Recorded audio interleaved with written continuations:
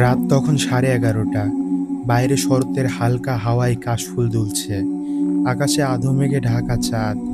আমি তখন ঘরে বসে লেখালেখি করছিলাম, কিন্তু আজ হঠাৎ করেই লেখার গতি থেমে যাচ্ছিল। মনে হচ্ছিল আঙ্গুল যেন হিম হয়ে যাচ্ছে। ঠিক তখনই মোবাইল ফোনটা কেঁপে উঠল। স্ক্রিনে হাসপাতালের নাম ভেসে উঠল, সদর হাসপাতাল বগুড়া। বুক ধুকপুক করতে লাগলো। এই গভীর রাতে হাসপাতাল থেকে ফোন আসা মানেই খারাপ কিছু। ফোন ধরতেই ওপাশের এক শুষ্ক ভারী গলা, আপনি রাজ সাহেব? আমি বললাম, জি বলছি। আপনার চাচাতো ভাই রাশেদ সাহেব? উনি আর নেই।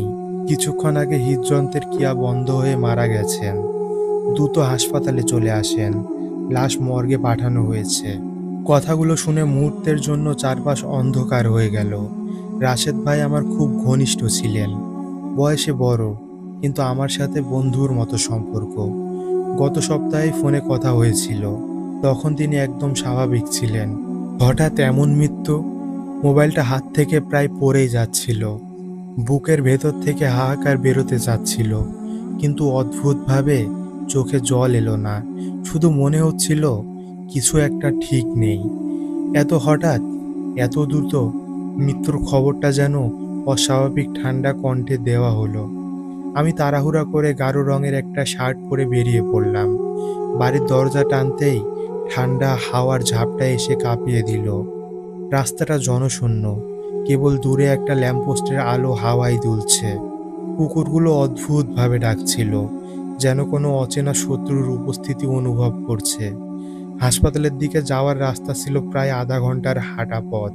প্রতিটা পদক্ষেপে মনে হচ্ছিল কেউ পেছন থেকে অনুসরণ করছে। বারবার ঘুরে তাকালাম, কিন্তু রাস্তা ফাঁকা। কেবল বাতাসে একটা গন্ধ ভেসে আসছিল, পচা ফুল আর ভেজা কাপড়ের মতো। অবশেষে সদর হাসপাতালের লোহার গেটের সামনে দাঁড়ালাম। সময় তখন প্রায় 12টা। গেটটা আধ খোলা, ভেতর থেকে লণ্ঠনের ম্লান আলো বেরোচ্ছে। পাহারারত দারোয়ান খাটিয়ার ওপর আধশোয়া ছিল। আমাকে দেখে উঠে দাঁড়ালো।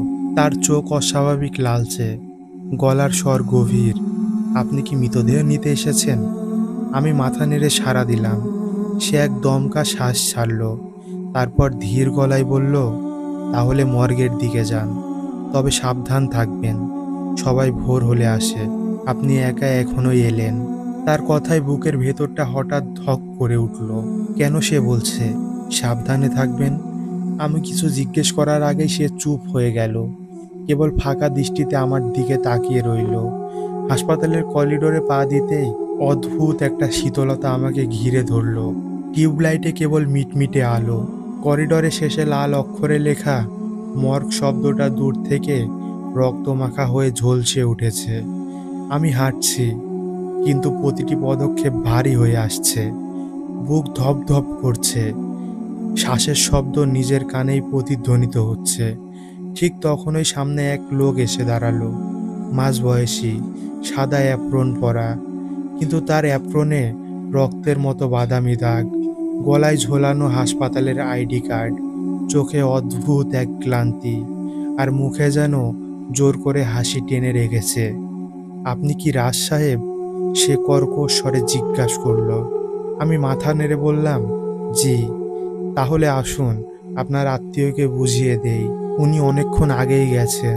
তার কণ্ঠে অদ্ভুত শীতলতা। আমি কিছু বলতে চাইছিলাম, কিন্তু গলা শুকিয়ে গেল। লোকটা আমাকে নিয়ে করিডোরের ভেতর এগোলো। হাঁটার সময় টের পেলাম তার পায়ের শব্দ আমার সাথে মেলে না। আমার 2 পদক্ষেপের মাঝে তার যেন 3টা, কখনো আবার একেবারেই নেই। অবশেষে আমরা মর্গের বিশাল লোহার দরজার সামনে এসে দাঁড়ালাম। দরজাটা আধ খোলা, ভেতর থেকে বেরিয়ে আসছিল এক হিমশীতল গন্ধ। লোকটা দরজা ঠেলে ভেতরে ঢুকলো, আমাকে ইশারায় ভেতরে ডাকলো। ভেতরে ঢুকতেই মনে হলো আমি এক অন্য জগতে প্রবেশ করেছি। বিশাল হল ঘরের মতো জায়গা, দেওয়াল স্যাঁতস্যাঁতে, সিলিং থেকে পানি টপ টপ পড়ছে। টিউবলাইটের মিটমিটে আলো আর মেঝেতে ছায়াগুলো কাঁপছিল। লোকটা আমাকে একটা স্ট্রেচারের কাছে নিয়ে গেল। সাদা কাপড়ে ঢাকা দেহটা ধীরে ধীরে উন্মুক্ত করলো। আমার বুক ধক করে উঠল। রাশেদ ভাই? চোখ বন্ধ, ঠোঁট নীলচে, মুখে শক্ত হয়ে থাকা আতঙ্কের ছাপ, যেন মৃত্যুর আগে তিনি কোনো ভয়ঙ্কর কিছু দেখেছেন। লোকটা ফাইল থেকে কিছু কাগজ বের করে বলল, এখানে সাইন দিন, লাশ আপনাদের হস্তান্তর করা হলো। তবে আজ রাতেই লাশবাহী গাড়ি আসবে, তখন নিয়ে যেতে পারবেন। এখন শুধু দেখে যান। আমি সাইন করলাম, কিন্তু হাত কাঁপছিল। মনে হচ্ছিল এই কাগজে সই করা মানে যেন কেবল লাশ নেওয়া নয়, বরং কোনো অজানা চুক্তিতে সই করা। লোকটা সরে দাঁড়ালো। আমি যখন রাশেদ ভাইয়ের মুখের দিকে তাকিয়েছিলাম, হঠাৎ পাশের এক স্ট্রেচারের কাপড় হালকা নড়ল। চোখ কসলালাম, কিন্তু কাপড় আবার শান্ত। তবু কানে এলো এক ক্ষীণ শব্দ, খসখস, যেন ভেতর থেকে কেউ নড়ছে। আমি ঘামতে শুরু করলাম। ঠিক তখনই আমার কানে এলো ভারী লোহার দরজা বন্ধ হওয়ার শব্দ।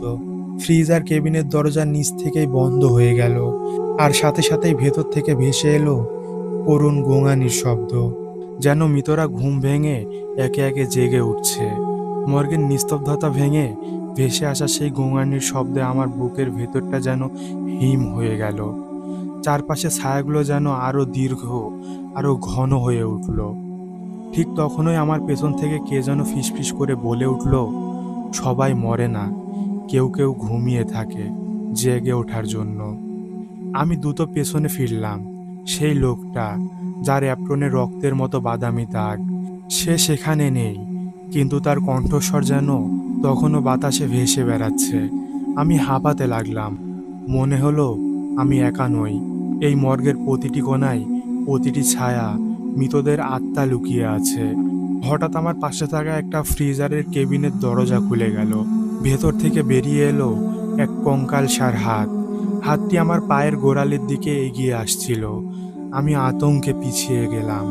আমার পায়ের কাছে শীতল কিছু একটা অনুভব করলাম। আমি তাকালাম, দেখলাম আমার পায়ের উপর একটি মরা মানুষের আঙ্গুল। আমি চিৎকার করে উঠলাম, কিন্তু আমার কণ্ঠ যেন মরে গেছে। আমি দাঁড়াতে চেষ্টা করলাম, কিন্তু আমার পা যেন মাটিতে গেঁথে গেছে।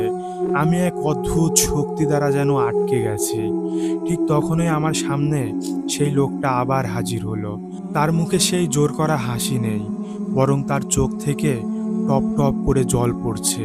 সে আমার দিকে করুণ দৃষ্টিতে তাকিয়ে বলল, পালিয়ে যাও রাজ, পালিয়ে যাও। এরা তোমাকে ছাড়বে না। তুমি এই চুক্তিপত্রে সই করে দিয়েছো, এখন তুমি এদের একজন। আমি তার কথা শুনে চমকে উঠলাম।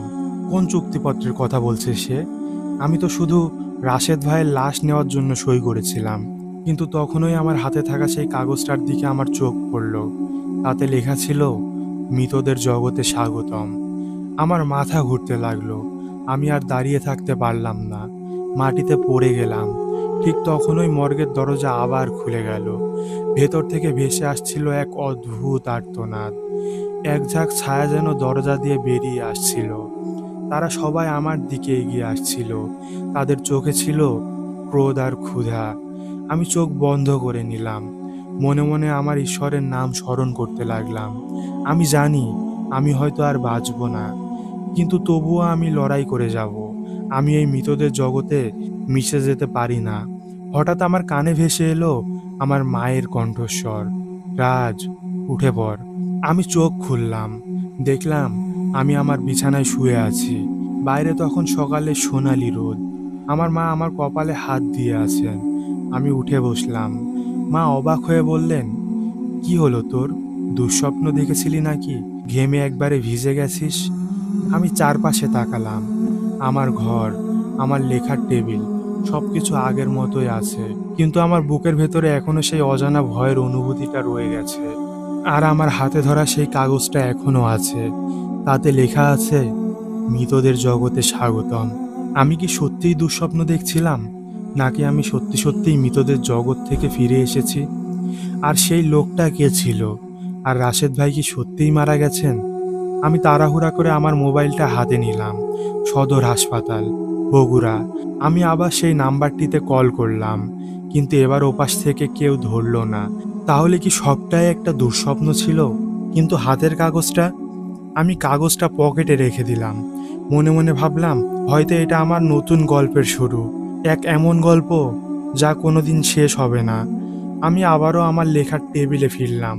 রাশেদ ভাইয়ের মৃত্যু, মর্গের সেই ভয়ঙ্কর অভিজ্ঞতা, সব কিছু যেন একটা ধাঁধার মতো মনে হচ্ছিল। আমি কি সত্যিই দুঃস্বপ্ন দেখছিলাম, নাকি এর পেছনে লুকিয়ে আছে অন্য কোনো সত্য? আমি লিখতে শুরু করলাম। আমার হাতের আঙ্গুলগুলো যেন স্বয়ংক্রিয়ভাবে চলতে শুরু করলো। গল্পের প্রতিটি অক্ষর যেন বাস্তব হয়ে ধরা দিচ্ছিল। আমি লিখছিলাম সেই লোকটা, তার অ্যাপ্রনে রক্তের মতো বাদামি দাগ, তার অদ্ভুত পায়ের শব্দ। আমি লিখলাম সেই গোঙানির শব্দ, সেই কঙ্কালসার হাত। আমি লিখলাম সেই কাগজটা যেটায় লেখা ছিল মৃতদের জগতে স্বাগতম। আমি লিখতে লিখতে অনুভব করলাম আমার শরীরের প্রতিটা লোম দাঁড়িয়ে যাচ্ছে। আমার মনে হলো আমি আবার সেই মর্গে ফিরে গেছি। আমি আবার সেই শীতলতা, সেই পচা ফুলের গন্ধ অনুভব করছি। হঠাৎ আমার লেখার গতি থেমে গেল। আমি দেখলাম আমার কলম থেকে কালি বের হচ্ছে না। আমি কলমটা হাতে নিয়ে দেখলাম কলমের নিবটা ভেঙে গেছে। আমি অবাক হয়ে তাকালাম, এমন তো হওয়ার কথা নাই। ঠিক তখনই আমার মোবাইল ফোনটা বেজে উঠল। স্ক্রিনে সেই একই নাম্বার ভেসে উঠল, সদর হাসপাতাল বগুড়া। আমার বুকের ভেতরটা ধড়ফড় করে উঠল। আমি কাঁপতে কাঁপতে মোবাইল ফোনটা হাতে নিয়ে পাথর হয়ে গেলাম। এপাশ থেকে আবার ভেসে এলো সেই শুষ্ক ভারী কণ্ঠ, রাজ সাহেব, আপনি কি আপনার চাচাতো ভাইয়ের লাশ নিতে আসছেন না? লাশবাহী গাড়িটা তো এসে গেছে।